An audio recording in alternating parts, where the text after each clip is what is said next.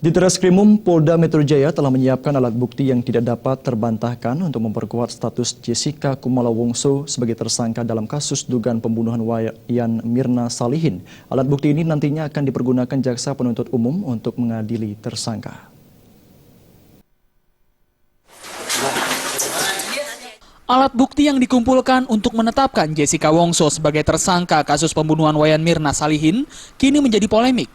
Pasalnya hingga saat ini di Treskrimum Polda Metro Jaya belum membeberkan alat bukti yang membuktikan keterlibatan Jessica dalam kasus ini. Kabid Humas Polda Metro Jaya Kombes Pol Iqbal mengatakan pihaknya telah mempersiapkan alat bukti yang tidak terbantahkan untuk memperkuat status Jessica sebagai tersangka.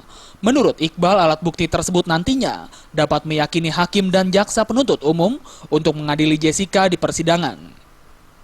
Iqbal menjelaskan bahwa kasus pembunuhan dengan racun itu rata-rata tidak ada pengakuan dari tersangka, sehingga dibutuhkan kejelian dan keahlian penyidik untuk membuktikannya. Tolong dicatat, ya, penguatan alat bukti karena kami akan fokus tentunya, ya nanti akan meyakinkan JPU, jaksa penuntut. Jadi semua pihak, ya seluruh masyarakat juga harus diedukasi bahwa ada due process of law, ada sistem peradilan pidana.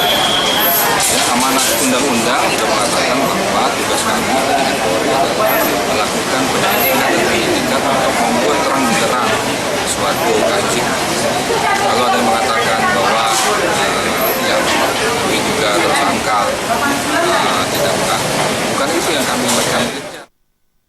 Iqbal menambahkan penyidik tidak mengejar pengakuan tersangka, namun fakta bukti yang terang benderang yang tidak bisa disangka lagi oleh tersangka. Hingga saat ini Jessica masih menjalani pemeriksaan secara maraton oleh di Treskrimum Polda Metro Jaya. Sebelumnya untuk melengkapi berita acara, selain Jessica, tim penyidik juga memeriksa saksi lain, diantaranya ayah Mirna, Darmawan Salihin dan sejumlah pelayan Cafe Olivier. Dari Jakarta, Zikri Amin melaporkan.